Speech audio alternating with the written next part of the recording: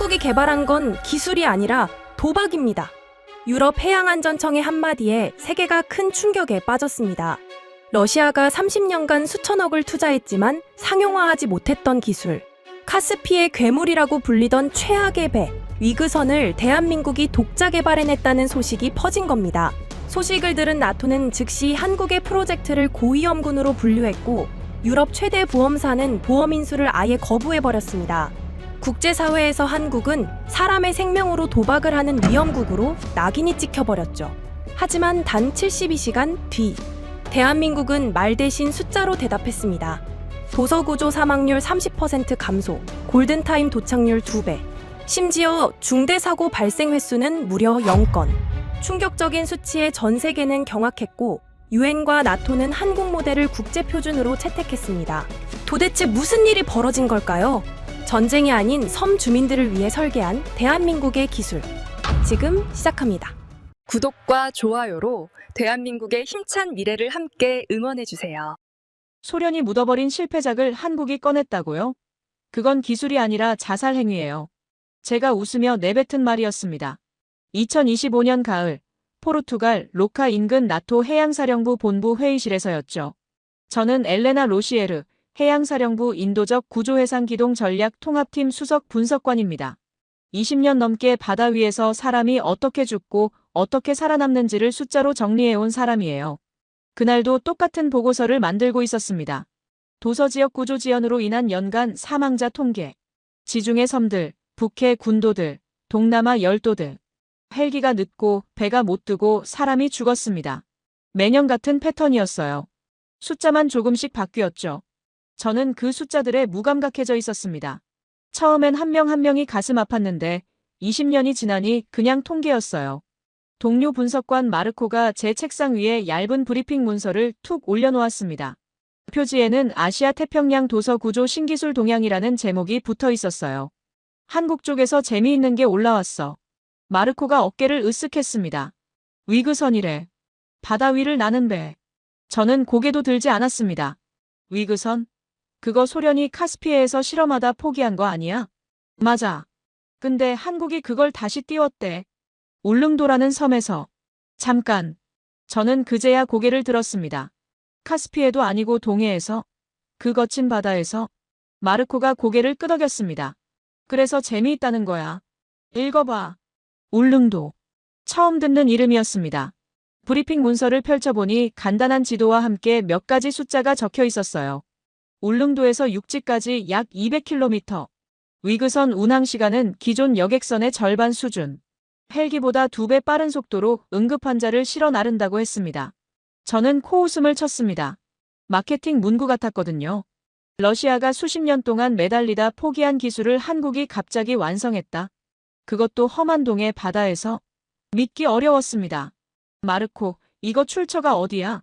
한국해양수산부. 공식 자료래. 공식 자료라. 저는 문서 여백에 펜을 들었습니다. 러시아 포기 기술 재활용. 위험 가능성 높음. 추가 검토 보류. 그렇게 적고 문서를 덮었어요.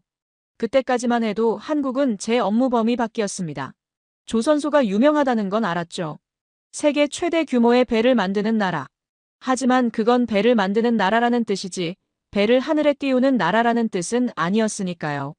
배를 잘 만든다고 비행체를 잘 만드는 건 아닙니다. 완전히 다른 영역이에요. 오후 회의에서 상황이 바뀌었습니다. 해양사령부 국장 페르난도가 도서구조 문제를 의제로 올렸거든요. 지중해 난민 구조 지연, 북해 어선 조난 대응 실패, 태평양 섬나라들의 의료 사각지대. 익숙한 주제였습니다. 저는 늘 하던 대로 통계 슬라이드를 준비해뒀어요. 엘레나, 아시아 쪽 자료도 봤나? 국장이 물었습니다. 네, 오늘 브리핑이 왔습니다. 한국에서 위그선을 운용한다는 내용이에요. 어떻게 생각해? 저는 솔직하게 대답했습니다. 솔직히 회의적입니다. 위그선은 소련이 군사 목적으로 개발하다 안전 문제로 포기한 기술이에요. 카스피해처럼 잔잔한 내해에서도 사고가 났는데 동해 같은 거친 바다에서 민간 운송을 한다? 무모해 보입니다. 근거가 있나? 카스피의 괴물이라고 불렸죠. 저는 기억을 더듬었습니다. 구소련이 만든 초대형 위그선이요. 해면 효과를 이용해서 수면 위 몇 미터를 날았는데 결국 안전성 문제로 전부 폐기됐어요. 기술 자체가 불안정합니다. 국장이 고개를 끄덕였습니다. 하지만 그의 다음 말은 예상 밖이었어요. 그래도 목록에는 올려둬. 우리가 도서 구조 문제를 해결할 수 있는 모든 옵션을 검토해야 해. 한국 사례도 위험평가 리스트에 넣어봐. 저는 속으로 한숨을 쉬었습니다. 또 하나의 쓸데없는 업무가 추가된 거죠. 하지만 국장의 지시였으니 따를 수밖에 없었습니다. 회의가 끝나고 사무실로 돌아오니 이메일이 와 있었습니다. 발신자는 박준호. 한국해양수산부 고속해상운송위그선 사업단 단장이라고 적혀 있었어요. 제목은 나토 해양사령부 귀중 마이너스 위그선 기술자료 송부의 건이었습니다. 메일을 열어보니 첨부 파일이 여러 개 달려 있었습니다. 기술 사양서, 운항 로그, 안전 인증 문서, 심지어 시험 비행 영상 링크까지. 꽤 정성을 들인 자료였어요. 영상 썸네일에는 하얀 선체가 파란 바다 위를 낮게 스치며 달리는 모습이 찍혀 있었습니다. 하지만 저는 스크롤만 대충 내렸습니다. 한국이 뭘 보내든 본질은 변하지 않았으니까요. 러시아가 포기한 기술이에요. 그들이 포기한 데는 이유가 있었을 겁니다. 안전 문제, 비용 문제, 효율성 문제. 어떤 이유든 간에 강대국이 수십 년 매달리다 손을 뗀 기술을 신흥국이 갑자기 완성했다는 건 상식적으로 말이 안 됐습니다. 저는 이메일을 나중에 폴더로 옮겼습니다. 언젠가 시간이 나면 보겠다는 뜻이었죠. 물론 그런 시간은 오지 않을 거라는 걸 알면서요. 퇴근 전에 시스템을 확인했습니다. 나토 내부 데이터베이스에 새로운 항목이 자동 등록되어 있었어요. 한국 위그선 예비평가 대상. 제가 국장 지시대로 입력한 결과였습니다. 화면을 보며 저는 피식 웃었습니다. 한국이라. 삼성 휴대폰이나 현대 자동차를 만드는 나라. K-팝과 드라마로 유명한 나라. 그 나라가 소련의 실패작을 되살려서 사람을 태우고 바다 위를 날겠다고요? 행운을 빌어. 저는 혼잣말을 했습니다. 사고 나기 전에 정신 차리길. 창밖으로 대서양이 보였습니다. 포르투갈의 저녁 바다는 고요했어요. 하지만 제가 다루는 숫자들 속에서 바다는 늘 사람을 죽이는 곳이었습니다. 헬기가 늦어서, 배가 못 떠서, 구조대가 도착하기 전에.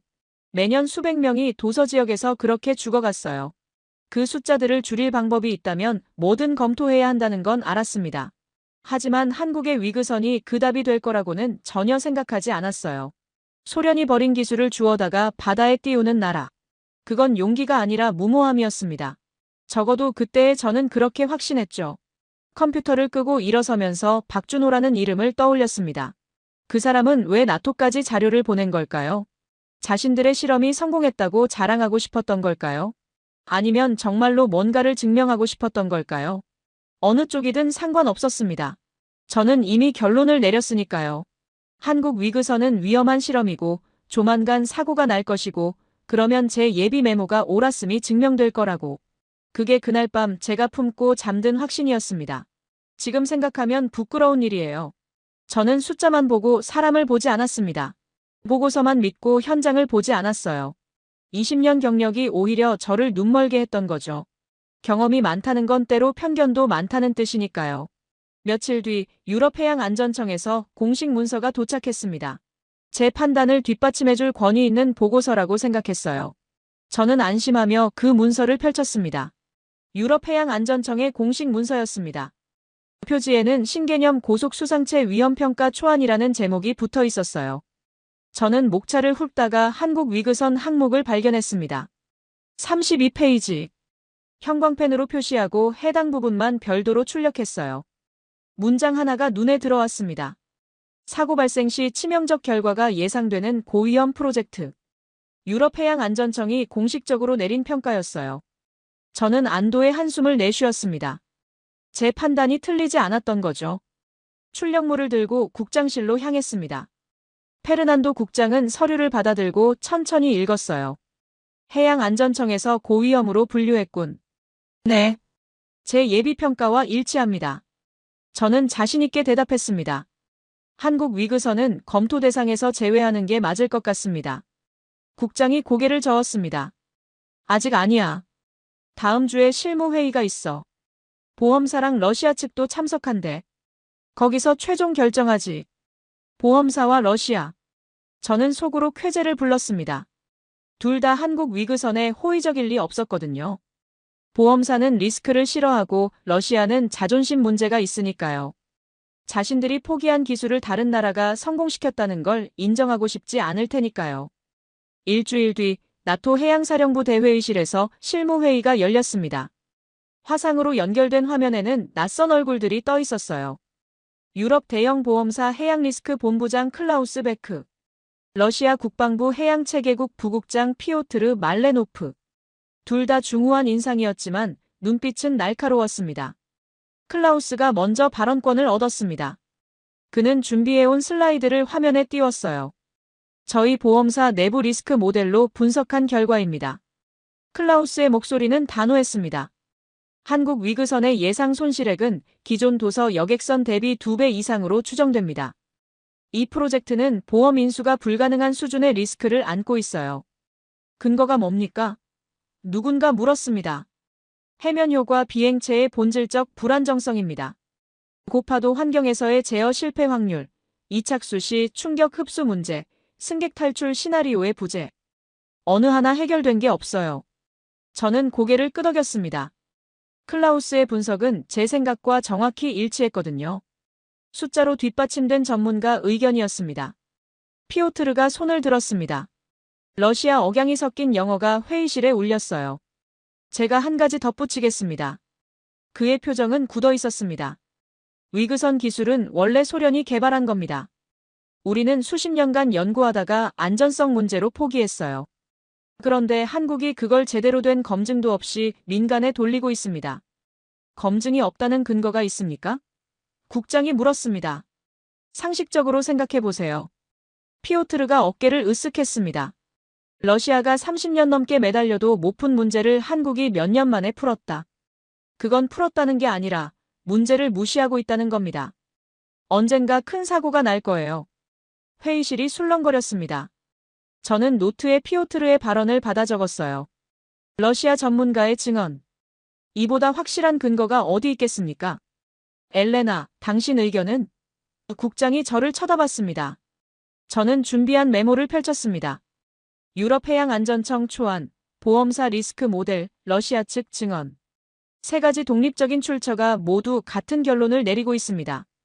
한국 위그선은 고위험 프로젝트이고 현 단계에서 나토가 협력하거나 도입을 검토할 대상이 아닙니다.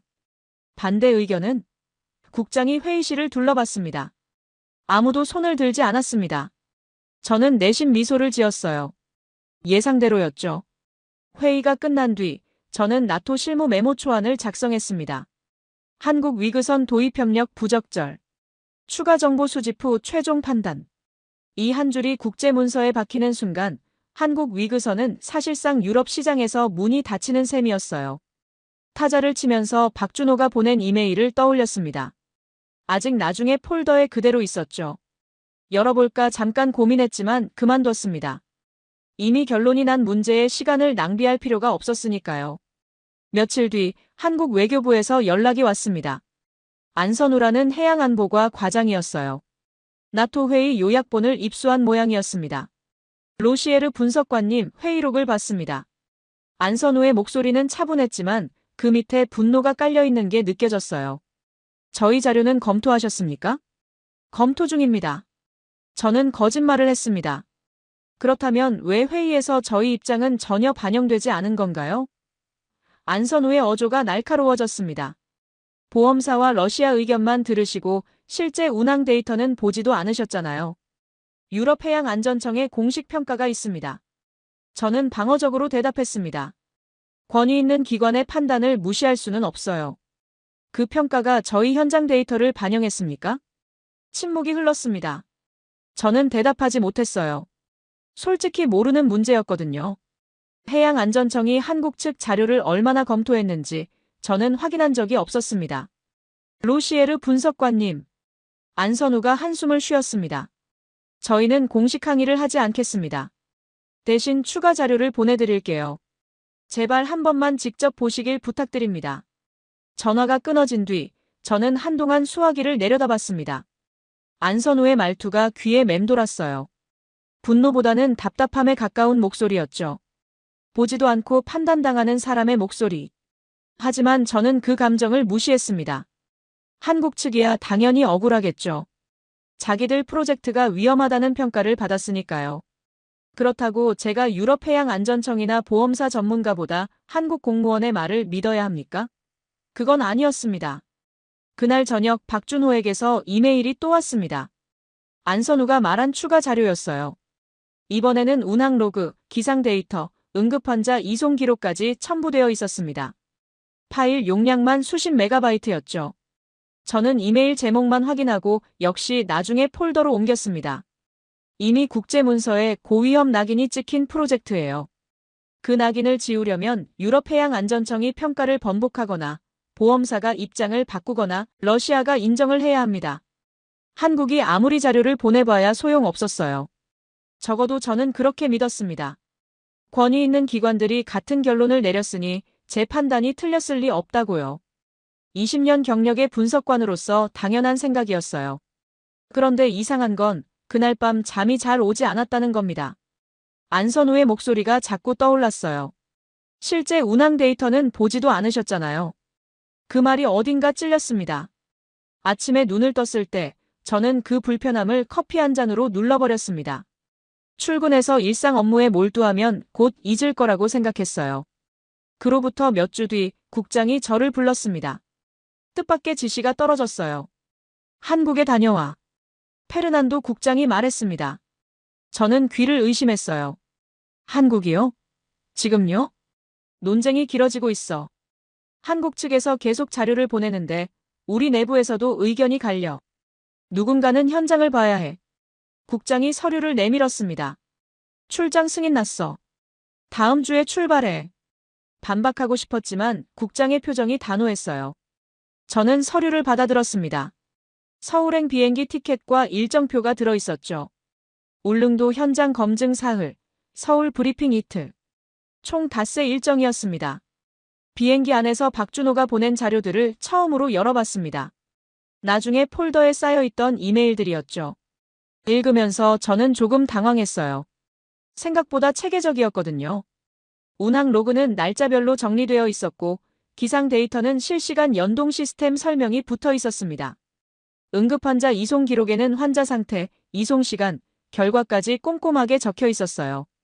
하지만 저는 여전히 회의적이었습니다. 서류는 얼마든지 꾸밀 수 있으니까요. 현장에 가면 진실이 드러날 거라고 생각했어요. 아마 허술한 관리, 과장된 홍보, 숨겨진 사고 기록 같은 것들이요. 인천공항에 내리자 안선우 과장이 마중 나와 있었습니다. 전화로만 들었던 목소리의 주인공이었죠. 30대 후반쯤 되어 보이는 여성이었어요. 악수를 청하며 미소를 지었지만 눈빛에는 여전히 긴장이 서려 있었습니다. 멀리서 오셨습니다. 안선우가 말했습니다. 울릉도까지 가시는 길이 험하실 거예요. 험한 건 익숙합니다. 저는 짧게 대답했어요. 서울에서 박준호 단장을 먼저 만났습니다. 50대 중반의 남성이었어요. 관료라기보다는 현장 엔지니어 같은 인상이었죠. 손에는 굳은 살이 박혀 있었고 서류보다 도면을 더 편하게 다루는 사람 같았습니다. 감사합니다. 직접 와주셔서. 박준호가 고개를 숙였습니다. 저희가 보낸 자료만으로는 설명이 안 되는 것들이 있어요. 현장에서 보시면 이해가 되실 겁니다. 저는 고개만 끄덕였어요. 아직은 판단을 유보하고 있었거든요. 다음 날 새벽 포항에서 배를 타고 울릉도로 향했습니다. 뱃길이 거칠었어요. 파도가 높아서 배가 심하게 흔들렸죠. 3시간 넘게 걸렸습니다. 울릉도에 도착했을 때 저는 속이 뒤집어져 있었어요. 이게 평소 뱃길입니다. 안선우가 말했습니다. 응급환자가 생기면 이 배를 타고 나가야 해요. 날씨가 나쁘면 배도 못 띄우고요. 저는 대답하지 않았습니다. 하지만 뱃멀미의 여운 속에서 이 섬 주민들이 왜 다른 방법을 찾았는지 조금은 이해가 됐어요. 울릉도 선착장 근처의 경납고로 향했습니다. 문이 열리자 저는 발걸음을 멈췄어요. 예상했던 것과 전혀 다른 광경이 펼쳐졌거든요. 경납고 한쪽에는 녹슨 금속 구조물이 놓여 있었습니다. 러시아 글자가 희미하게 남아 있었어요. 소련 시절 선체의 일부였죠. 그런데 그 옆에 새하얀 위그선이 서 있었습니다. 매끈한 곡선, 반짝이는 센서들, 최신 제어 장비. 녹슨 고철과 첨단 기술이 나란히 놓여 있는 풍경이었어요. 저게 원래 선체입니다. 박준호가 녹슨 구조물을 가리켰습니다. 1993년에 러시아에서 넘겨받았어요. 빚 대신 떠넘긴 거죠. 30년 동안 창고에 처박혀 있었습니다. 그걸 살렸다는 겁니까? 저는 의심스러운 눈으로 물었습니다. 살린 게 아니라 다시 만들었습니다. 다른 목소리가 들렸어요. 돌아보니 50대 후반의 남성이 서 있었습니다. 얼굴이 햇볕에 그을려 있었고 손은 박준호보다 더 거칠었어요. 저는 최동수입니다. 이 배를 모는 사람이에요. 최동수. 시놉시스에서 본 이름이었습니다. 울릉도 출신 선장 출신 시험 조종사. 30년 동안 이 바다를 지켜온 사람이라고 했죠. 최동수가 벽에 걸린 지도 앞으로 저를 이끌었습니다. 손글씨로 빼곡하게 메모가 적혀있는 항해 지도였어요. 빨간 선, 파란 선, 노란 점들이 복잡하게 얽혀 있었습니다. 이게 울릉도에서 포항까지 가는 길입니다. 최동수가 빨간 선을 짚었어요. 직선으로 가면 200km 좀 안 돼요. 그런데 직선으로 못 갑니다. 왜요? 여기. 최동수가 파란 선을 가리켰습니다. 난류 구간이에요. 해류가 부딪히는 곳이죠. 파도가 갑자기 높아집니다. 여기는 암초지대고요. 노란 점들을 짚었어요. 계절마다 위치가 조금씩 달라요. 30년 동안 이 바다를 다녔는데 아직도 새로운 걸 발견합니다. 저는 지도를 들여다봤습니다. 손글씨 메모들이 눈에 들어왔어요. 2020년 7월 마이너스 여기서 파고 4m, 2022년 9월 마이너스 조류 방향. 박굼, 2024년 3월 마이너스 새 암초 발견. 30년치 경험이 한 장의 지도에 담겨 있었습니다. 이 경험을 코드로 옮겼습니다. 젊은 여성이 다가왔어요. 30대 초반쯤 되어 보였습니다. 김세영입니다. 제어 알고리즘 담당이에요. 김세영이 노트북을 열었습니다. 화면에 복잡한 그래프와 숫자들이 떠올랐어요. 최 선장님의 항해 기록을 전부 데이터화했습니다. 김세영이 설명했어요. 어느 구간에서 파도가 높아지는지, 어느 계절에 조류가 바뀌는지, 어떤 기상 조건에서 위험해지는지. 그걸 바탕으로 자동 감지 시스템을 만들었어요. 자동 감지요? 네.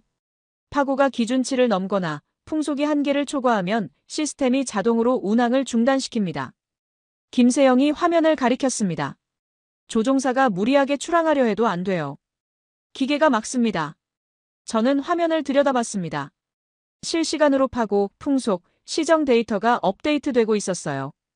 현재 상태는 모두 녹색. 운항 가능 조건이었죠. 직접 타보시겠습니까? 최동수가 물었습니다. 저는 잠시 망설였어요. 솔직히 무서웠거든요. 아까 배를 타고 오면서 느낀 뱃멀미가 아직 남아 있었습니다. 하지만 현장 검증을 위해 온 사람이 탑승을 거부할 수는 없었죠. 타겠습니다. 위그선 안은 생각보다 넓었습니다.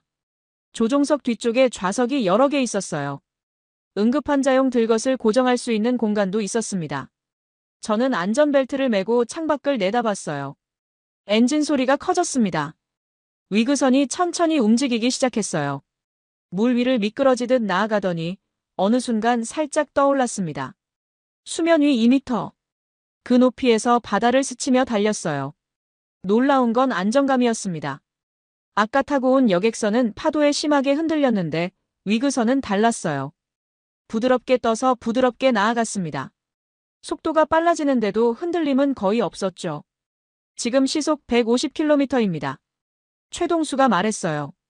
포항까지 1시간이면 갑니다. 1시간. 아까 여객선으로 3시간 넘게 걸린 거리를요. 저는 창밖을 바라봤습니다. 푸른 바다가 빠르게 지나갔어요. 배라기보다는 비행기에 탄 것 같은 느낌이었습니다. 그런데 수면 바로 위를 날고 있었죠. 시험 비행은 30분 만에 끝났습니다. 울릉도 주변을 한 바퀴 돌고 돌아온 거예요. 이륙도 착수도 부드러웠습니다. 제가 예상했던 충격이나 흔들림은 없었어요. 경납고로 돌아오자 윤미라라는 여성이 기다리고 있었습니다. 울릉도 보건지소장이라고 했어요. 40대 초반쯤 되어 보였습니다. 지난 1년 동안 응급환자 이송이 32건이었습니다. 윤미라가 말했어요. 그중 28건이 위그선으로 나갔어요. 과거였으면 배를 못 띄웠을 날씨에도 위그선은 갔습니다. 사고는요? 저는 물었습니다. 중대사고 0건입니다. 윤미라가 대답했어요. 1년 동안 단 한 번도요. 저는 노트를 꺼내 적었습니다. 손이 떨렸어요. 유럽해양안전청 보고서가 떠올랐거든요. 사고 발생 시 치명적 결과가 예상되는 고위험 프로젝트. 그 문장과 눈앞의 현실이 맞지 않았습니다. 호텔방에 돌아와서 해양안전청 초안을 다시 펼쳤습니다. 한국 위그선 항목을 처음부터 끝까지 읽었어요. 그제야 눈에 들어오는 게 있었습니다. 평가의 근거가 된 자료 목록에 한국 측 운항 데이터가 없었어요. 러시아의 과거 사고 기록과 이론적 위험도 계산만 있었죠. 저는 노트에 한 줄을 적었습니다. 현장과 보고서가 다르다. 무엇이 진실인가? 그날 밤 저는 오래도록 잠들지 못했습니다. 다음 날 아침 울릉도 임시 브리핑룸에서 회의가 열렸습니다. 좁은 공간에 박준호, 최동수, 김세영, 안선우가 모여 있었어요. 저는 맨 앞자리에 앉았습니다. 어젯밤 잠을 설친 탓에 눈이 충혈되어 있었죠. 박준호가 서류 한 묶음을 테이블 위에 올려놓았습니다. 표지에는 고속해상 운송 위그선 사업 운영 원칙이라고 적혀 있었어요. 이게 저희 사업의 기본 문서입니다. 모든 결정이 여기서 출발해요. 첫 페이지를 봐주시겠습니까? 박준호가 말했습니다. 저는 서류를 받아들었습니다. 첫 페이지에 굵은 글씨로 한 문장이 적혀 있었어요. 이 배는 군사자산이 되기 전에 도서 주민의 생명선으로 설계된다. 군사자산이요? 저는 고개를 들었습니다. 위그선을 군사적으로 쓸 계획이 있습니까? 물론 가능성은 있죠. 빠르고 레이더에 잘 안 잡히고 해안선을 따라 저고도로 이동할 수 있으니까요. 군에서 관심을 보인 적도 있습니다. 하지만 저희는 처음부터 순서를 정해뒀어요. 사람을 살리는 게 먼저, 전쟁에 쓰는 건 나중입니다. 박준호의 목소리는 단호했습니다. 왜요? 저는 솔직하게 물었어요. 군사적으로 쓰면 예산도 더 많이 받고 기술 개발도 빨라지지 않습니까? 박준호가 잠시 침묵했습니다. 그러더니 최동수를 쳐다봤어요. 최동수가 천천히 입을 열었습니다. 제가 설명해도 되겠습니까? 개인적인 이야기입니다만 이 원칙이 왜 생겼는지 알려면 제 경험을 들으셔야 할 것 같습니다. 최동수의 목소리가 낮아졌어요. 저는 고개를 끄덕였습니다. 최동수가 창밖을 바라보며 말을 이었어요. 1998년이었습니다. 제가 20대 후반이었죠. 울릉도에서 어선 선장을 하고 있었어요. 어느 겨울날 친구가 급성 맹장염에 걸렸습니다. 배를 띄워야 했어요. 그런데 파도가 높았습니다. 출항하면 안 되는 날이었죠. 하지만 친구가 죽어가고 있었습니다. 저는 배를 띄웠어요. 회의실이 조용해졌습니다. 저는 숨을 죽이고 다음 말을 기다렸어요. 중간에 큰 파도를 만났습니다. 배가 뒤집어질 뻔했죠. 간신히 포항에 도착했는데 친구는 이미 의식이 없었습니다. 병원에 데려갔지만 늦었어요. 복막염으로 번져서 사흘 뒤에 죽었습니다. 최동수의 손이 미세하게 떨렸어요. 29살이었습니다. 저보다 1살 어렸죠. 저는 아무 말도 할 수 없었습니다. 최동수가 고개를 돌려 저를 똑바로 쳐다봤어요. 그 뒤로 30년 동안 이 바다를 다녔습니다. 같은 일을 수없이 봤어요. 아이가 아파서 배를 띄워야 하는데 파도가 높아서 못 드는 부모. 노인이 쓰러졌는데 헬기가 안 와서 기다리다 돌아가시는 가족. 그때마다 생각했습니다. 더 빠르고 더 안전한 배가 있으면 살릴 수 있었을 텐데. 그래서 위그선을요? 저는 조심스럽게 물었습니다. 처음엔 반대했습니다. 최동수가 쓴웃음을 지었어요. 러시아가 포기한 기술이라면서요. 위험하다고 생각했죠. 그런데 박 단장이 저를 찾아왔습니다. 당신의 30년 경험이 필요하다고요. 이 배를 안전하게 만들려면 울릉도 바다를 아는 사람이 처음부터 참여해야 한다고요. 박준호가 말을 이어받았습니다. 최 선장님은 처음에 조건을 거셨어요. 이 배가 군용으로 먼저 개발되면 참여하지 않겠다고요. 사람을 살리는 배로 만들겠다는 약속을 해달라고 하셨죠. 저희는 그 약속을 문서로 만들었습니다. 지금 보시는 이 원칙 문서가 바로 그겁니다. 저는 다시 서류를 들여다봤습니다. 두 번째 페이지에는 운항 기준이 적혀 있었어요. 파고 기준, 풍속 기준, 시정 기준. 세 가지 조건 중 하나라도 충족하지 못하면 운항을 중단한다고 명시되어 있었습니다. 기존 도서 여객선보다 훨씬 보수적인 수치였어요. 이 기준은 누가 정했습니까? 저는 물었습니다. 저와 김세영 연구원이 함께 정했습니다. 최동수가 대답했어요. 제 30년 경험을 데이터로 바꾸는 작업이었죠. 김세영이 노트북을 열었습니다. 화면에 코드와 그래프가 떠올랐어요. 최 선장님의 항해 일지를 전부 분석했습니다. 어떤 조건에서 위험했는지, 어떤 상황에서 돌아왔는지, 어떤 판단이 사람을 살렸는지. 그걸 알고리즘으로 만들었어요. 핵심은 돌아오는 선택입니다. 김세영이 설명했습니다. 돌아오는 선택이요? 네. 예전에는 선장이 무리해서 출항하면 막을 방법이 없었어요. 사람이 죽어가는데 안 가겠다고 하기 어려우니까요. 하지만 그렇게 출항해서 사고가 나면 더 많은 사람이 죽습니다. 저희 시스템은 기상 조건이 기준치를 넘으면 아예 출항이 안 됩니다. 조종사가 무리하려 해도 기계가 막아요.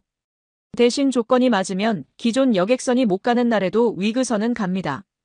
더 빠르게, 더 안전하게. 저는 화면을 들여다봤습니다. 지난 1년간 운항 기록이 표시되어 있었어요. 전체 운항 시도 중 약 15%가 기상기준 미달로 중단되었다고 나와 있었습니다. 15%나 중단됐습니까?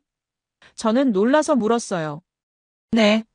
적지 않은 숫자죠. 박준호가 고개를 끄덕였습니다. 그 15% 중 일부는 정말 급한 환자였어요. 가족들이 울면서 제발 보내달라고 했습니다. 하지만 저희는 보내지 않았어요. 대신 헬기를 요청하거나 기상이 나아질 때까지 응급처치를 하며 기다렸죠. 원망하지 않던가요? 했습니다. 최동수가 대답했어요. 욕도 먹었죠. 사람 죽게 생겼는데 규정 타령이냐고요. 하지만 저는 압니다. 무리하게 출항해서 배가 뒤집히면 환자만 죽는 게 아니에요. 조종사도 죽고 구조하러 온 사람도 죽습니다. 한 명을 살리려다 3명이 죽는 거예요. 저는 펜을 놓았습니다. 손에 힘이 풀렸거든요. 지금까지 저는 위그선을 위험을 무릅쓰고 빠르게 가는 기술로만 생각했어요. 러시아가 포기한 불안정한 기술을 한국이 무모하게 돌리고 있다고요. 하지만 눈앞에서 펼쳐지는 이야기는 정반대였습니다. 이들은 무모하게 가는 게 아니라 갈 수 있을 때만 가고 있었어요. 대신 갈 수 있는 조건을 과학적으로 정의하고 그 안에서는 기존보다 훨씬 빠르게 움직이는 거였죠. 위험을 무시하는 게 아니라 위험을 통제하는 방식이었습니다. 잠깐만요. 저는 머리를 정리하며 물었습니다. 그러면 한국 정부의 공식 입장도 이겁니까? 군사적 활용보다 인도적 활용이 우선이라는 게. 안선우가 서류 한 장을 꺼냈습니다. 메모 형태로 정리된 문서였어요. 네. 이게 저희 외교부와 해수부가 공유하는 기본 입장입니다. 우리는 전쟁보다 앞서서 사람을 살리는 쪽으로 기술을 쓰고 싶다. 위그선을 국제사회에 소개할 때 이 원칙을 먼저 설명하라고 되어 있어요. 안선우가 메모를 저에게 건넸습니다. 저는 메모를 받아들었습니다. 짧은 문장이었지만 무게가 느껴졌어요. 나토에서 저는 늘 기술을 군사적 관점에서 먼저 평가했거든요. 이 기술이 전쟁에 어떻게 쓰일 수 있는지, 적국이 이걸 가지면 얼마나 위협이 되는지. 그게 제 직업이었습니다. 하지만 한국은 다른 질문을 먼저 하고 있었어요. 이 기술이 사람을 얼마나 살릴 수 있는지. 전쟁이 아니라 재난에서, 적이 아니라 이웃을 위해 어떻게 쓸 수 있는지. 저는 노트북을 열었습니다. 나토에 제출할 예비보고서 초안이 저장되어 있었어요. 제가 직접 쓴 문장이 눈에 들어왔습니다. 한국 위그선 고위험 실험 프로젝트. 군사적 전용 가능성 모니터링 필요. 그 문장을 지우려다 손이 멈췄습니다. 아직은 확신이 없었거든요. 하루 만에 판단을 바꾸기엔 저는 너무 오래 이 일을 해왔습니다. 대신 새로운 문장을 옆에 적었습니다. 생명 우선 전략 자산. 추가 검증 필요. 회의가 끝난 뒤 최동수가 조용히 다가왔습니다. 로시에르 분석관님, 내일 태풍이 온다고 합니다. 그의 얼굴이 굳어 있었어요. 울릉도뿐 아니라 인근 섬들까지 영향권이에요. 저희 위그선이 어떻게 움직이는지 직접 보실 수 있을 겁니다. 저는 창밖을 바라봤습니다. 하늘이 어두워지고 있었어요. 바람이 세지기 시작했습니다. 다음 날 새벽 기상청 태풍경보가 발령됐습니다. 동해에 대형 저기압이 형성되면서 울릉도와 인근 도서 지역 전체가 영향권에 들어갔어요. 호텔 창문이 바람에 덜컹거렸습니다. 저는 잠을 설친 채 아침을 맞았죠. 7시에 울릉도 관제센터로 향했습니다. 작은 건물이었지만 안에는 긴장감이 가득했어요. 여러 대의 모니터에 기상 데이터, 해류 정보, 선별 현황이 실시간으로 업데이트되고 있었습니다. 최동수가 중앙화면 앞에 서 있었어요. 밤새 잠을 못 잔 듯 눈이 충혈되어 있었죠. 상황이 어떻습니까? 저는 물었습니다. 안 좋습니다. 울릉도뿐 아니라 독도, 죽도, 관음도에서도 구조 요청이 들어왔어요. 독도에는 경비대원 한 명이 고열로 쓰러졌고 죽도에는 낚시객이 암벽에서 떨어져 다리가 부러졌습니다. 관음도에는 노인 한 분이 흉통을 호소하고 계시고요. 최동수가 화면을 가리키며 설명했습니다. 동시에요? 네. 태풍이 오면 늘 이렇습니다. 평소에는 괜찮다가 날씨가 나빠지면 한꺼번에 터져요. 스트레스 때문인지 아니면 운이 나쁜 건지. 저는 모니터를 들여다봤습니다. 파고 데이터가 빠르게 올라가고 있었어요. 이미 3m를 넘긴 곳도 있었죠. 여객선은요? 전편 결항입니다. 헬기도 일부 기종은 이륙 제한이 걸렸어요. 해경 헬기 한 대가 대기 중인데 동시에 4곳을 커버하기엔 무리입니다. 저는 심장이 빨라지는 걸 느꼈습니다. 이런 상황에서 사람들은 어떻게 되는 걸까요? 배도 못 뜨고 헬기도 못 가면 그냥 기다리는 수밖에 없는 건가요? 기다리다 죽는 수밖에. 위그선은요? 저는 물었습니다. 최동수가 다른 모니터를 가리켰습니다. 위그선 운항 기준 화면이었어요. 파고, 풍속, 시정. 3가지 지표가 색깔로 표시되어 있었죠. 울릉도 마이너스 포항 구간은 노란색이었습니다. 주의 단계. 아직 출항 가능 범위였어요. 지금 기준으로는 갈 수 있습니다. 하지만 2시간 뒤에는 모르겠어요. 저기압이 빠르게 북상하고 있거든요. 최동수가 무전기를 들었습니다. 경납고에 대기 중인 조종사들에게 연락을 취했어요. 저는 그 옆에 서서 상황을 지켜봤습니다. 1호기 독도로 출발. 2호기 죽도. 3호기 관음도. 4호기는 예비대기.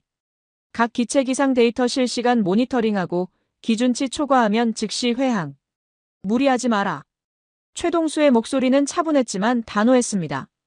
무전기에서 응답이 돌아왔습니다. 1호기 출발합니다. 2호기 이동 중. 3호기 준비 완료. 저는 창밖을 내다봤습니다. 회색 하늘 아래로 하얀 위그선 3대가 경납고에서 나와 바다를 향해 움직이고 있었어요. 파도가 거칠었지만 위그선들은 수면 위로 떠올라 빠르게 사라졌습니다. 마치 바다 위를 스케이트 타듯 미끄러지는 것 같았죠. 저기요. 저는 최동수에게 물었습니다. 저 사람들 무섭지 않을까요? 무섭겠죠. 최동수가 대답했어요. 저도 처음엔 무서웠습니다. 하지만 공포보다 더 강한 게 있어요. 저 섬에 죽어가는 사람이 있다는 거. 그 사람을 살릴 수 있는 게 나밖에 없다는 거. 그 생각이 두려움을 이깁니다. 포항 쪽에서도 연락이 왔습니다. 박준호가 화상으로 연결되어 있었어요. 그의 뒤로 해군, 해경, 구급대원들이 분주하게 움직이는 모습이 보였습니다. 포항 후방 준비 완료입니다. 위그선 도착 시간에 맞춰 구급차 3대 대기 중이고 해군 헬기도 후송 준비하고 있습니다. 울릉도에서 오는 환자 상태에 따라 바로 대학병원으로 이송할 수 있어요. 박준호가 보고했습니다. 윤미라도 관제센터에 도착했습니다. 보건지소에서 달려온 모양이었어요. 숨이 가빴습니다. 환자 우선순위 정리했습니다. 관음도 흉통 환자가 1순위예요. 심근경색 가능성이 있어요. 독도 경비대원은 2순위, 죽도 골절 환자는 3순위입니다. 윤미라가 종이를 내밀었어요. 3호기한테 연락해. 관음도 먼저 가고 환자 태우면 바로 포항으로 직행해. 최동수가 지시했습니다. 저는 2사람이 움직이는 모습을 지켜봤습니다. 놀라운 건 혼란이 없다는 거였어요. 모든 게 미리 정해진 절차대로 돌아가고 있었습니다. 누가 무엇을 하고 어떤 순서로 움직이고 어디서 만나는지. 마치 오케스트라가 악보를 보고 연주하듯 각자의 역할이 맞물려 있었죠. 첫 번째 위그선이 독도에 도착했다는 무전이 왔습니다. 출발한 지 25분 만이었어요. 평소 여객선으로는 3시간 넘게 걸리는 거리였죠. 경비대원을 태우고 바로 회항한다는 보고가 들어왔습니다. 두 번째 위그선도 죽도에 도착했습니다. 골절 환자를 들것에 싣는 중이라고 했어요. 파도가 높아서 접안이 힘들었지만 조종사가 각도를 조정해서 성공했다는 내용이었습니다. 세 번째 위그선은 관음도로 향하고 있었습니다. 그런데 중간에 기상 데이터가 급변했어요. 파고가 갑자기 4m를 넘어섰습니다. 3호기 현재 위치 파고 4.2m. 기준치 초과야. 어떻게 할래? 최동수가 무전을 잡았습니다. 잠시 정적이 흘렀습니다. 저는 숨을 죽였어요. 관음도에는 심근경색 의심 환자가 있었습니다. 지금 돌아가면 그 사람은 어떻게 되는 걸까요? 3호기입니다. 우회 경로로 전환합니다. 서쪽으로 돌아가면 파고가 3.5m 이하인 구간이 있어요. 10분 더 걸리지만 갈 수 있습니다. 무전에서 조종사의 목소리가 들렸습니다. 최동수가 모니터를 확인했습니다. 서쪽 우회 경로의 기상 데이터가 표시됐어요. 조종사 말이 맞았습니다. 기준치 이내였죠. 승인한다. 무리하지 마. 상황 나빠지면 바로 회항해. 알겠습니다. 저는 그 대화를 들으면서 깨달았습니다. 이게 이들이 말한 돌아오는 선택이구나. 무조건 직진하는 게 아니라 갈 수 있는 길을 찾는 거. 안 되면 돌아오는 거. 그러면서도 최선을 다해 가능한 경로를 탐색하는 거. 1시간 뒤 세 대의 위그선이 모두 포항에 도착했습니다. 관음도 흉통 환자는 대학병원 응급실로 바로 이송됐어요. 심근경색 초기였다고 나중에 들었습니다. 30분만 늦었어도 위험했을 거래요. 독도 경비대원은 고열의 원인이 급성 폐렴으로 밝혀져 입원 치료에 들어갔고 죽도 골절 환자는 수술을 받고 안정을 찾았습니다. 그런데 끝이 아니었습니다. 태풍이 본격적으로 강해지면서 오후에도 저녁에도 밤에도 구조 요청이 계속 들어왔어요. 울릉도 주민 중 임산부가 조기 진통을 호소했고 어선에서 작업 중 손가락이 절단된 어부가 발생했고 관광객 중 당뇨 쇼크 환자가 나왔습니다. 위그선들은 기상 조건이 허락하는 한 계속 움직였습니다. 기준치를 넘으면 대기했다가 조금이라도 나아지면 다시 출발했어요. 하루 동안 총 42회 운항했습니다. 그리고 단 한 번의 중대 사고도 없었어요. 저는 관제센터 한쪽에 앉아 모든 과정을 지켜봤습니다. 모니터에 찍히는 위그선들의 궤적이 마치 거미줄 같았어요.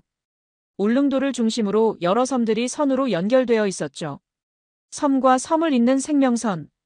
그 표현이 과장이 아니었습니다. 밤 11시 태풍이 북상하면서 상황이 소강 상태로 접어들었습니다. 최동수가 처음으로 의자에 앉았어요. 20시간 가까이 서서 지휘한 거였죠. 오늘 골든타임 내 이송률이 얼마나 됩니까? 저는 물었습니다. 윤미라가 기록을 확인했습니다. 82%입니다. 평소 40%대였는데 오늘은 거의 2배예요. 기존 대비 2배요? 네. 위그선이 없었으면 오늘 못 살렸을 사람이 최소 3명입니다. 관음도 심근경색 환자, 손가락 절단 어부, 당뇨 쇼크 관광객. 셋 다 골든타임이 1시간 이내였어요. 윤미라의 목소리가 떨렸습니다. 저는 노트를 꺼냈습니다. 손이 떨려서 글씨가 삐뚤어졌어요. 유럽해양안전청 보고서의 문장이 떠올랐습니다. 사고 발생 시 치명적 결과가 예상되는 고위험 프로젝트. 그 문장을 쓴 사람은 오늘 이 광경을 봤을까요? 하얀 위그선들이 회색 바다 위를 날며 사람을 살리는 이 장면을요. 박준호에게서 연락이 왔습니다. 합동 상황일지 초안이 완성됐다고 했어요. 상황일지에 뭐라고 적었습니까? 저는 물었습니다. 위그선 투입 구간 응급환자 골든타임 내 이송률 80% 이상. 도서구조 핵심 자산. 이 표현이 공식 문서에 처음으로 들어갔습니다. 박준호의 목소리에 감정이 실려 있었어요. 저는 창밖을 바라봤습니다. 바람이 잦아들고 있었어요. 멀리서 불빛 하나가 바다 위를 미끄러지듯 움직이고 있었습니다. 마지막 위그선이 귀환하는 중이었죠. 그 불빛을 보면서 저는 생각했습니다. 내가 틀렸구나. 보고서가 틀렸구나. 이건 자살 행위가 아니었어요. 이건 사람을 살리는 행위였습니다.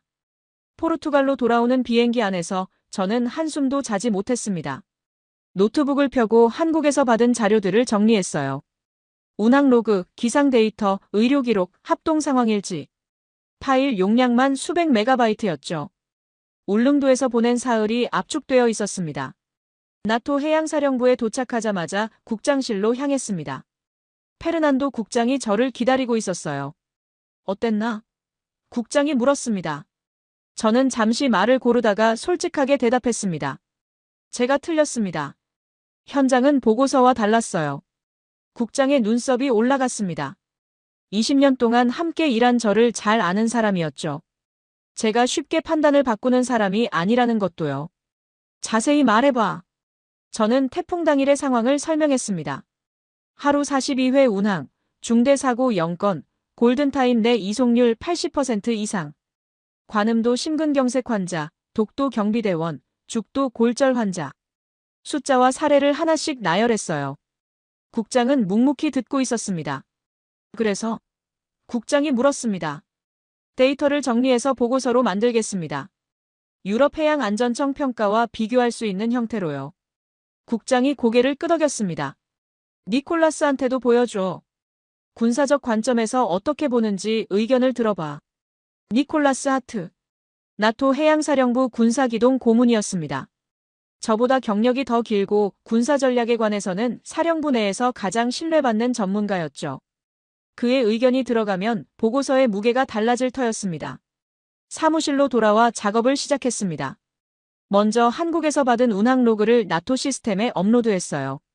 2023년부터 2025년까지 3년치 데이터였습니다.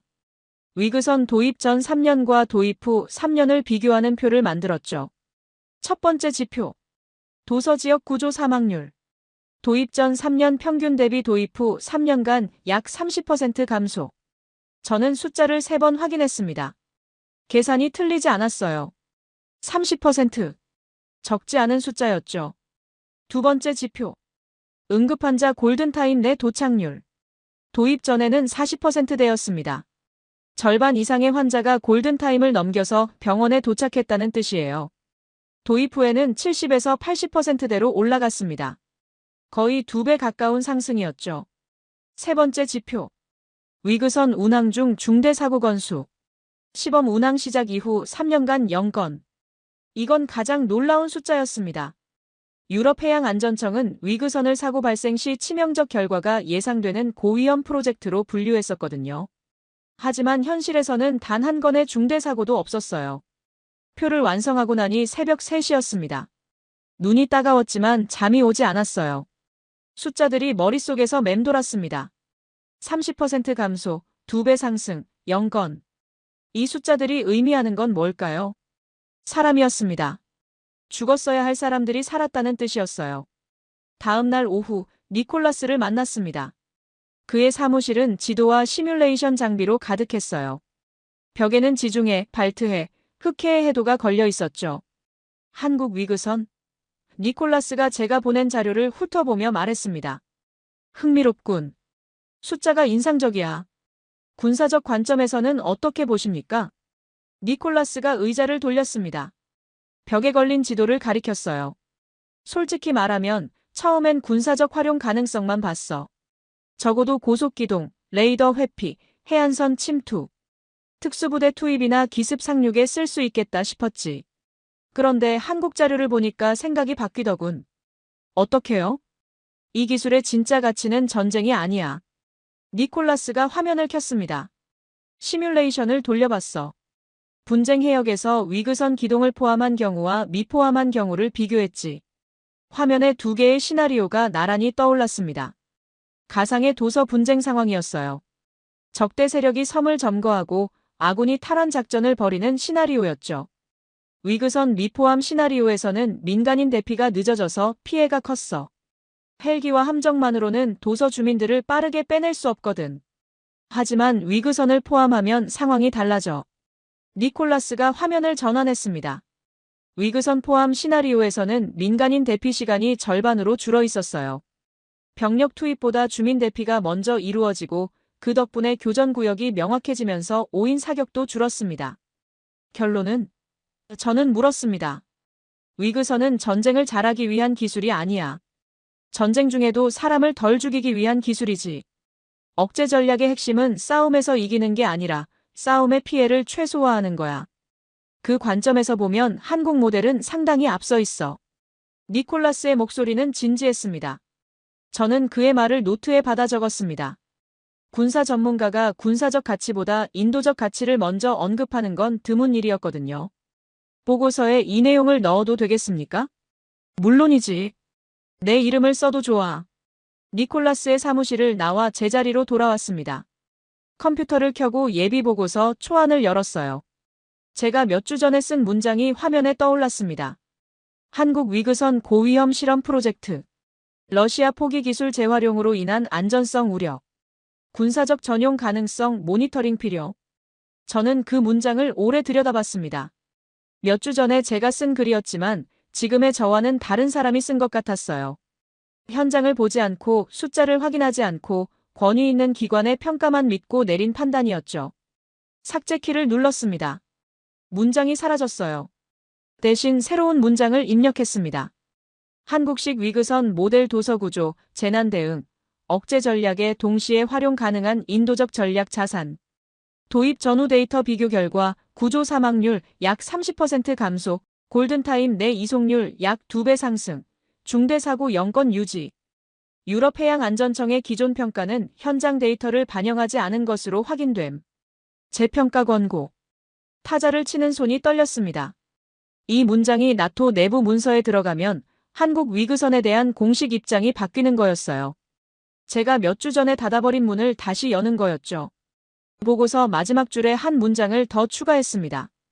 기술은 전쟁을 돕기 위해서만이 아니라 전쟁을 줄이고 생명을 지키기 위해 활용될 때 진정한 전략적 가치를 가진다.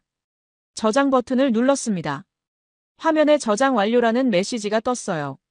저는 의자에 깊이 기대 앉았습니다. 피곤했지만 마음은 이상하게 가벼웠어요. 창밖으로 대서양이 보였습니다.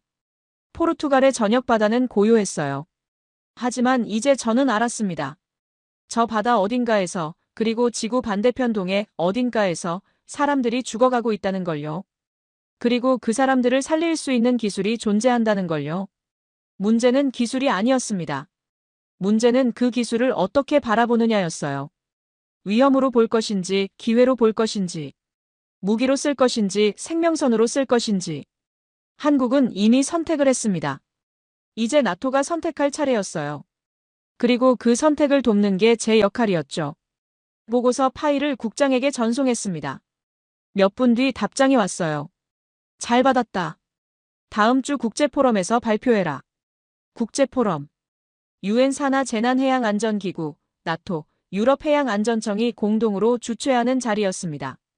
거기서 제가 이 보고서를 발표한다는 건 한국 위그선이 국제무대에 공식적으로 소개된다는 뜻이었어요. 저는 화면을 끄고 일어섰습니다. 준비할 게 많았거든요. 하지만 그 전에 한 가지 할 일이 있었어요. 이메일을 열었습니다. 박준호에게 메일을 썼어요. 짧은 내용이었습니다. 보내주신 자료 잘 검토했습니다. 다음 주 국제포럼에서 한국 사례를 발표할 예정입니다. 참석 가능하시면 연락 주십시오. 전송 버튼을 누르고 나서야 저는 비로소 숨을 내쉬었습니다. 국제포럼 당일 아침, 저는 거울 앞에서 넥타이를 3번이나 다시 맸습니다. 손이 떨렸거든요. 20년 동안 수많은 회의와 브리핑을 해왔지만 이렇게 긴장된 적은 처음이었어요. 오늘 제가 하는 말이 국제문서에 기록될 거였습니다. 한국 위그선의 운명이 제 발표에 달려 있었죠. 회의장은 제네바에 있었습니다. 유엔 산하 재난해양안전기구, 나토, 유럽해양안전청이 공동으로 주최하는 연례 포럼이었어요. 전 세계에서 해양 전문가, 정책 결정자, 군 관계자들이 모이는 자리였죠. 입구에 들어서자 수백 명의 참석자들이 보였습니다. 다양한 언어가 뒤섞여 웅성거렸어요. 한국 울릉도 위그선 사례. 세션 시작 30분 전입니다.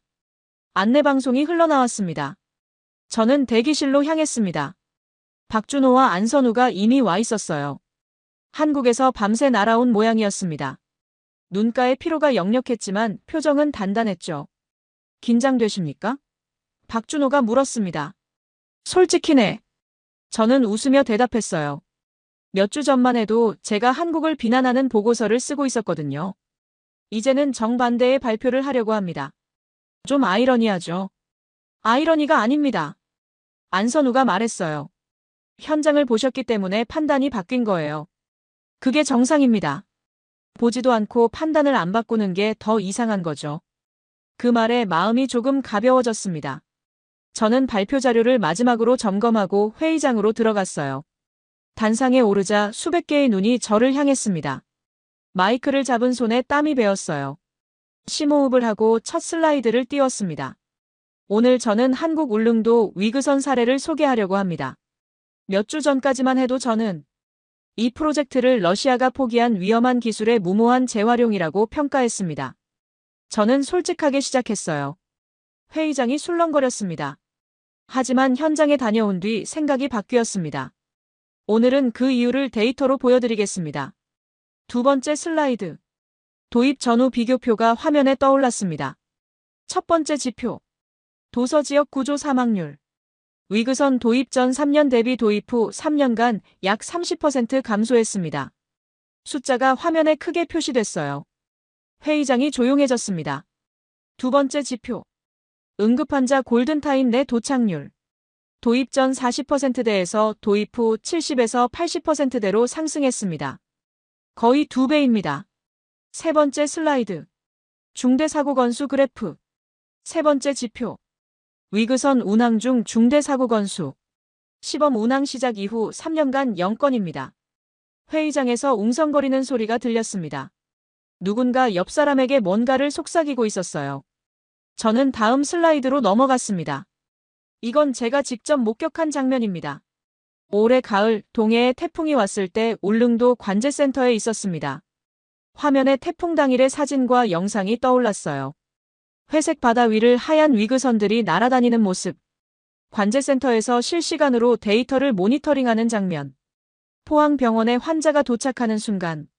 하루 동안 42회 운항했습니다. 여객선은 전편 결항이었고 헬기도 일부 기종은 이륙이 제한된 상황이었어요. 하지만 위그선은 기상 조건이 허락하는 한 계속 움직였습니다.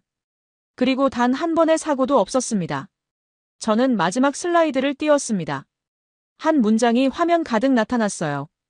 기술은 전쟁을 돕기 위해서만이 아니라 전쟁을 줄이고 생명을 지키기 위해 활용될 때 진정한 전략적 가치를 가집니다. 한국은 그 선택을 이미 했습니다. 러시아가 포기한 고철을 사람을 살리는 생명선으로 바꿨습니다. 발표가 끝나자 박수가 터져나왔습니다. 처음에는 듬성듬성하더니 점점 커졌어요. 저는 단상에서 내려오면서 가슴이 뜨거워지는 걸 느꼈습니다. 패널 토론이 시작됐습니다. 유럽 해운사 전략 담당자가 먼저 발언권을 얻었어요. 50대 후반의 덴마크인이었습니다. 인상적인 발표였습니다. 저희 회사도 도서노선 문제로 고민이 많았어요. 북해의 작은 섬들, 발트해의 군도들. 겨울에는 배가 못 뜨는 날이 많거든요. 한국 모델을 도입하는 방안을 검토 중입니다. 기술 협력이 가능한지 한국 측에 문의하고 싶습니다. 박준호가 마이크를 잡았습니다. 물론입니다. 저희는 기술을 독점할 생각이 없습니다. 필요한 곳에 공유하는 게 목표예요. 구체적인 협의는 포럼 후에 진행하면 좋겠습니다. 다음 발언자는 아프리카 연안 국가 대표였습니다. 세네갈에서 온 젊은 외교관이었어요. 저희 나라에는 해안선을 따라 작은 어촌들이 흩어져 있습니다. 의료시설은 대도시에만 있어요. 응급환자가 생기면 배를 타고 몇 시간씩 가야 합니다. 그 사이에 죽는 사람이 많아요. 그의 목소리가 떨렸습니다. 오늘 발표를 보면서 생각했습니다. 우리 해안에도 이런 생명선이 필요하다고요. 기술과 운영 노하우를 공유해 주실 수 있습니까? 안선우가 대답했습니다. 저희 정부는 개발도상국과의 해양협력 프로그램을 운영하고 있습니다. 세네갈도 포함될 수 있어요. 포럼 후에 구체적으로 논의하겠습니다. 회의장 분위기가 따뜻해지고 있었습니다. 하지만 한쪽에서 차가운 시선이 느껴졌어요. 러시아 대표 피오트르 말레노프였습니다. 그가 손을 들었어요. 한 가지 분명히 해두고 싶습니다. 피오트르의 목소리가 회의장에 울렸습니다. 위그선 기술은 원래 소련이 개발한 겁니다. 러시아의 유산이에요. 한국이 성공했다면 그건 러시아 기술자들이 닦아놓은 토대 위에서 가능했던 겁니다. 이 점을 기록에 명확히 남겨주시기 바랍니다. 회의장이 조용해졌습니다. 어색한 침묵이 흘렀어요. 저는 마이크를 잡을까 망설였습니다. 그때 뒤쪽에서 손이 올라왔습니다. 빽발의 노인이었어요. 자리에서 천천히 일어났습니다. 제가 한 말씀 드려도 되겠습니까? 저는 세르게이 이바노프입니다. 구소련 시절 카스피의 위그선 설계팀에 있었습니다. 회의장이 술렁거렸습니다. 원래 설계자가 이 자리에 있다니. 저도 놀랐어요. 피오트르의 표정이 굳어졌습니다. 세르게이가 천천히 앞으로 걸어 나왔습니다. 그의 걸음은 느렸지만 눈빛은 또렷했어요. 피오트르 부국장의 말이 맞습니다. 기본 설계는 우리가 했어요. 하지만 우리는 그 설계를 완성하지 못했습니다. 고파도 환경에서의 안정성, 민간 운송을 위한 안전기준, 실제 도서 구조에 적합한 운항 시스템. 우리는 그걸 풀지 못했어요. 예산 문제도 있었고 기술적 한계도 있었습니다. 결국 포기했죠. 세르게이가 잠시 멈췄습니다. 회의장 전체가 그의 다음 말을 기다렸어요. 그런데 한국이 그걸 해냈습니다. 30년 동안 울릉도 바다를 아는 선장들과 함께 한 단계씩 문제를 풀어갔어요. 우리가 포기한 지점에서 시작해서 우리가 가지 못한 곳까지 갔습니다. 세르게이의 목소리가 떨렸어요. 설계자로서 말씀드립니다. 우리 설계는 한국에서 완성됐습니다. 그건 러시아의 유산이 아니라 한국의 성취입니다. 박수가 터져나왔습니다. 이번에는 거침없었어요. 피오트르의 얼굴이 붉어졌지만 그는 더 이상 반박하지 않았습니다. 포럼이 끝난 뒤 공동보고서 초안이 배포됐습니다. 저는 목차를 훑어봤어요. 제3장에 새로운 항목이 추가되어 있었습니다. 한국 울릉도 위그선 모델 도서 구조재난 대응 혁신 사례. 단독장이었어요. UN, 나토, 유럽해양안전청이 공동으로 인정한 사례로 기록된 거였습니다. 회의장을 나서자 기자들이 몰려왔습니다. 카메라 플래시가 터지고 마이크가 앞으로 내밀어졌어요. 로시에르 분석관님, 한국 위그선에 대한 평가가 크게 바뀌셨는데 소감이 어떻습니까? 저는 잠시 생각했습니다. 그리고 솔직하게 대답했어요. 저는 현장을 보기 전까지 한국을 과소평가했습니다.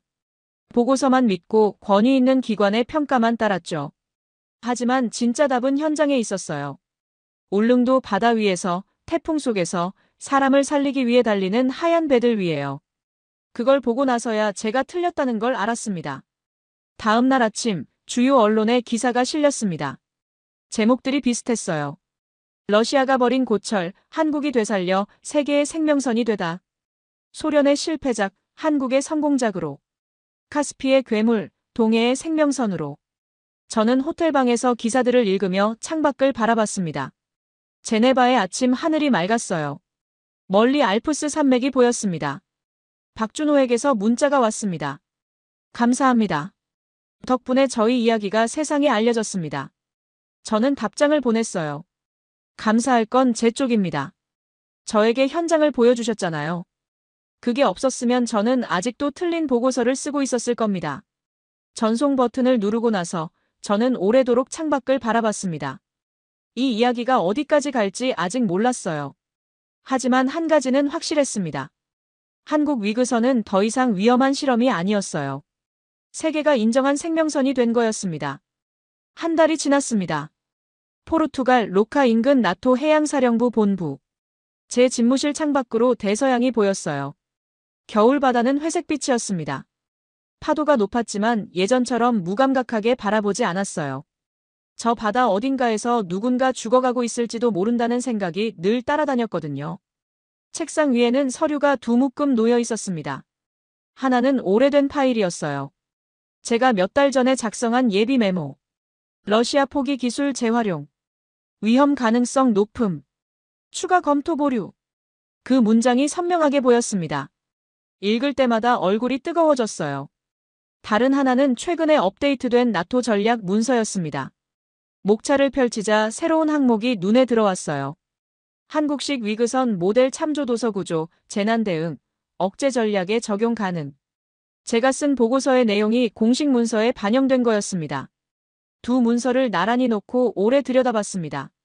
불과 몇 달 사이에 벌어진 변화였어요. 아니, 변한 건 문서가 아니었죠. 변한 건 저였습니다. 책상 한쪽에 엽서가 세워져 있었습니다. 울릉도에서 온 거였어요. 박준호가 전달해준 건데 보낸 사람은 태풍 때 관음도에서 구조된 심근경색 환자의 가족이었습니다. 손글씨로 짧은 문장이 적혀 있었어요. 그날 그 배가 오지 않았다면 제 아버지는 여기 없었을 겁니다.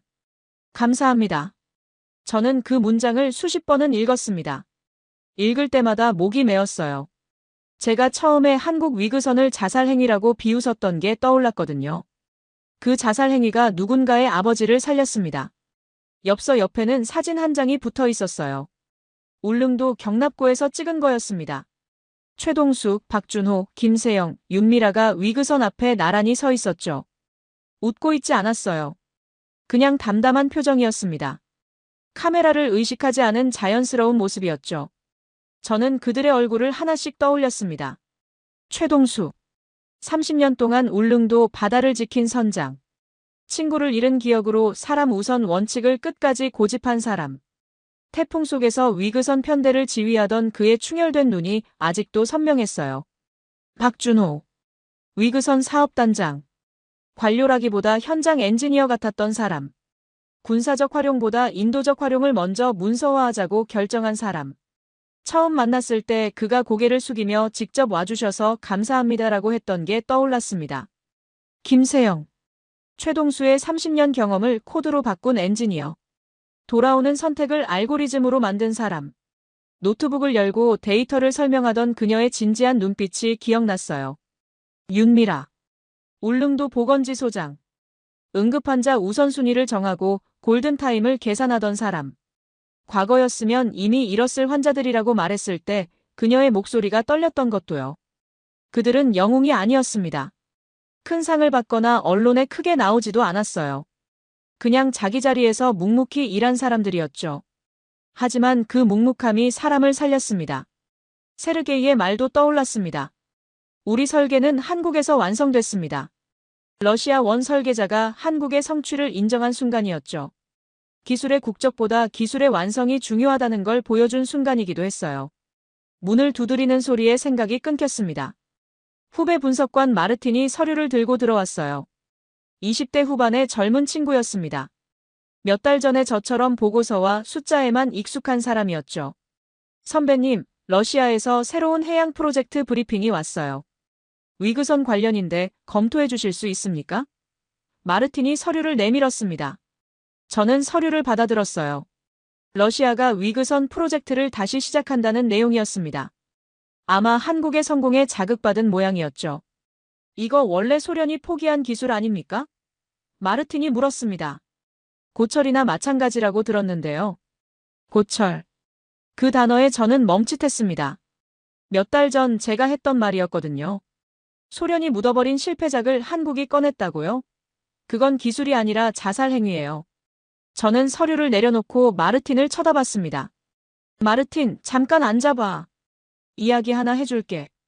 마르틴이 의아한 표정으로 의자에 앉았습니다. 저는 책상 위에 엽서를 집어들었어요. 한국에 울릉도라는 섬이 있어. 거기서 내가 직접 본 이야기야. 저는 천천히 말을 시작했습니다. 러시아가 빚 대신 떠넘긴 녹슨 선체. 30년 동안 그 고철을 붙들고 있던 사람들. 친구를 잃고 돌아오는 선택을 고집한 선장. 경험을 코드로 바꾼 엔지니어. 태풍 속에서 사람을 살린 하얀 배들. 마르틴은 묵묵히 듣고 있었습니다. 처음에는 무심하던 표정이 점점 진지해졌어요. 이야기를 마치고 나서 저는 말했습니다. 고철이 중요한 게 아니야. 그 고철을 어떻게 쓰느냐가 중요한 거지. 한국은 고철을 황금으로 바꾼 게 아니야. 고철을 생명선으로 바꾼 거야. 그리고 그건 기술이 한 게 아니라 사람이 한 거야. 마르틴이 고개를 끄덕였습니다. 이해했는지 아닌지는 모르겠어요. 하지만 씨앗은 심어졌을 거라고 생각했습니다. 후배가 나간 뒤 저는 개인 노트를 꺼냈습니다.